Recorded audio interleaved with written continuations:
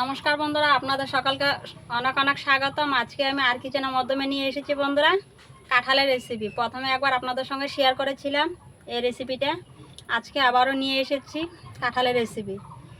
আজকে আমার ছেলেও বায়না করছে কাঁঠালের পিঠা খাবে, তাই ভাবলাম বন্ধুদের সঙ্গে আবারও শেয়ার করে নিই। কাঁঠালের সিজনও শেষ হয়ে যাচ্ছে। এই আমি নিয়েছি কাঁঠাল আর নিয়েছি নারিকেল। নারিকেলটা আমি খোসা ছাড়িয়ে নেব, গোটা নারিকেলটা এভাবে নিয়েছি। আর এখন এটা খোসাটা ছাড়িয়ে নেব। আর এই দেখুন কাঁঠাল, আর কাঁঠালটা আজকে বৃষ্টি পড়ছে সকাল সকাল, আর আমি এখান থেকে ভেঙে খেয়েও নিয়েছিলাম। আর আমাদের ঘরে কেউ এভাবে কাঁঠালটা খেতে ভালোবাসে না, পিঠা বানালে সবই খেতে ভালোবাসে। আর এখন পিঠা বানিয়ে নেব, আর আপনাদের সঙ্গেও ভাবলাম শেয়ার করে নিই। প্রথমে কাঁঠালের রুয়াগুলি ভার করে নেব। দেখুন বন্ধুরা, আর কাঁঠালটাতে আঠাও কম আছে, তা আমার তেলের কোনো প্রয়োজন নেই। আর আঠা যদি বেশি হয় একটু তেল লাগালে হাতে আঠাটা ধরে না। আর আমার এই কাঁঠালে একদমই আঠা নেই। এই দেখুন এভাবে সবকটা রোয়া আমি ভার করে নেব। আর দিদিভাইরা অবশ্যই এইভাবে একবার বানিয়ে আপনাদের ঘরে আলহী আসলে এভাবে একবার কাঁঠাল দিয়ে পিঠা বানিয়ে খাওয়াবেন, দেখবেন এখন অনেক খুশি হবে। আর আপনারাও বানিয়ে অবশ্যই খাবেন, খেতে অনেক দারুণ লাগে। আমার তো অনেক ভালো লাগে, আমার ছেলেও খেতে অনেক ভালোবাসে। আর এভাবে কাঁঠালটা বানিয়ে সবাইরে দিলে অনেক আনন্দতে খাবে। এই দেখুন মানে বিচিগুলি অনেক বড় বড় এই কাঁঠালের। এই বিচি দিয়ে একটা রেসিপি বানিয়ে আপনাদের সঙ্গে আমি শেয়ার করব। আর দাদা ভাইয়েরা দিদি ভাইয়েরা কিছু মনে করবেন না, আমি কথা কওয়ার সময় আমার মুখে অনেক কথাগুলি লেগে লেগে যায়, তাই এগুলি কিছু মনে করবেন না, একটু আপনারা অ্যাডজাস্ট করে নেবেন। আর আমি অনেক পান খাই, তো পান না খেলে আমি চলতে পারি না, তাই আমার মুখে লেগে যায় কথাগুলি বলার সময়। এই দেখুন কাঁঠালের কালারটা এত আজকে ভালো না, হলুদ কালারটা কম, একটু সাদা সাদা কালার। আর মিঠা, অনেক মিঠা কাঁঠালটা।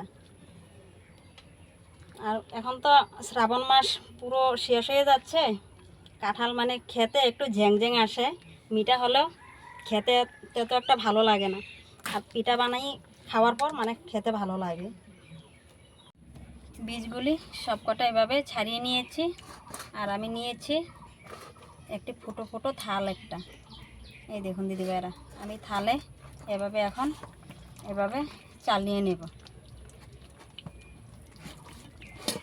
এই চালনি দিয়ে কি সুন্দরভাবে রসগুলি পড়ছে। এই দেখুন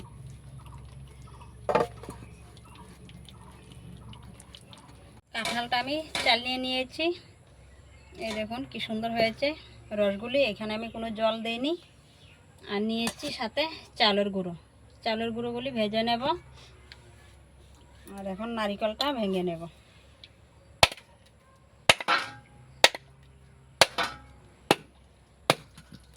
নারিকেলের জলটা খাবো তাই রেখে দিয়েছি।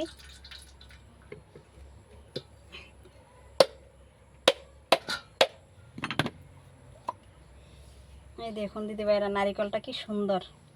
আমি তো ভাবছিলাম যে খারাপ হয়ে গিয়েছে নাকি, ভিতরে অনেক দিন হয়ে গিয়েছে, ঘরে রেখে দিয়েছিলাম। আর নারিকেলটাও কুড়িয়ে নেব। নারিকেল কুড়িয়ে নিয়েছি। আর এখন আমি চালের গুঁড়োগুলি ভেজে নেব। জ্বালিয়ে কড়াই বসিয়ে দিয়েছি, কড়াইও গরম হয়ে গিয়েছে। চালের গুঁড়িগুলি ভেজে নেব।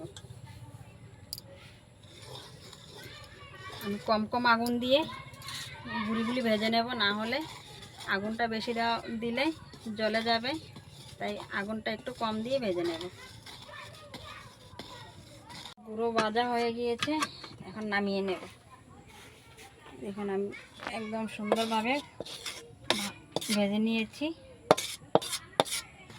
একটু আগুনটা বেশি হয়ে গিয়েছিল, আর কড়াইতে নিচে এইভাবে লেগে গিয়েছে একটু জলে। এবার কাঁঠালের রসটা জাল করে নেব।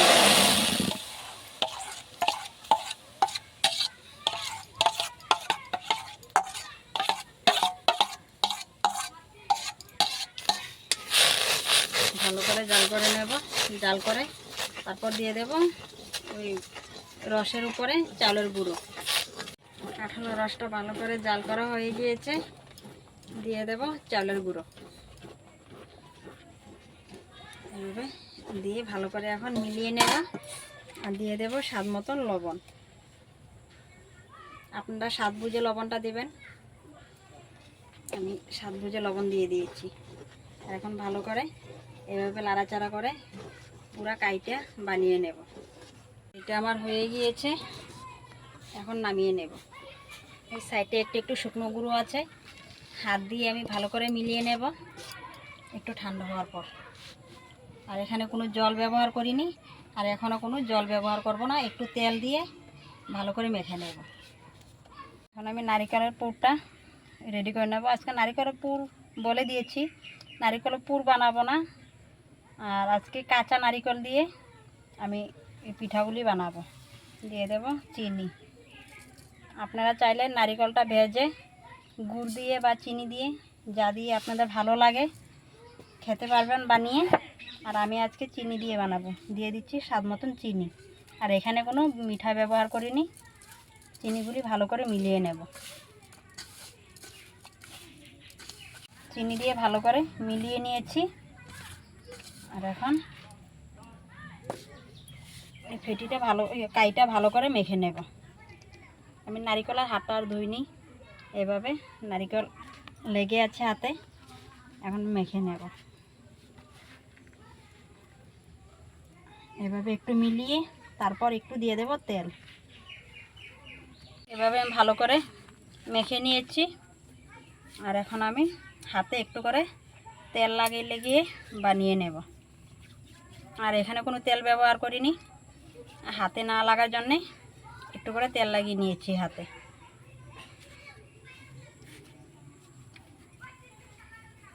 তেল লাগানোর পর হাতে একটুকু লাগবে না। আর আপনারা যদি তেলটা ব্যবহার না করতে চান দিদিভাইরা, তাহলে গুঁড়া অল্প ভেজে রেখে দেবেন। আর বানানোর টাইমে হাতে একটু চালের গুঁড়ি লাগিয়ে তারপরে বানিয়ে নেবেন।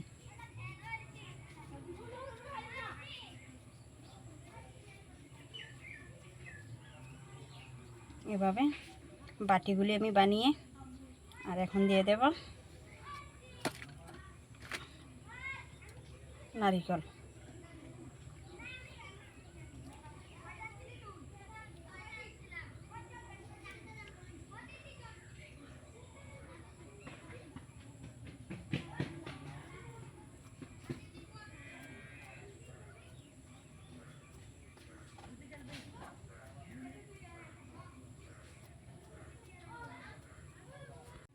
এই দেখুন দিদিভাইয়েরা, আমি সিঙ্গারা মতন ডিজাইন দিয়ে দিয়েছি।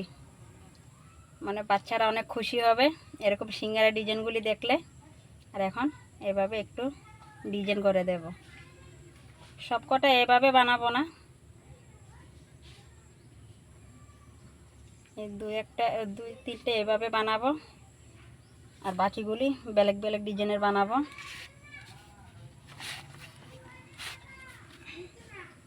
আমি এই কটা এভাবে বানিয়ে নিয়েছি। এই তিনটা সিঙ্গারা মতন ডিজাইন দিয়েছি। আর এখন এই কটা এই গামলাতে নিয়ে নেব। একদম পুরো পিঁপড়া এসে গিয়েছে, তাই এই গামলাতে নিয়ে নিচ্ছি। আর এই কটা আমি ড্যাগও বসিয়ে দিয়েছি চুলার উপরে, জলটাও গরম হয়ে গিয়েছে, এদিকে সিদ্ধ হতে থাকবে। আর এই কটা আমি বানিয়ে নেব এখন।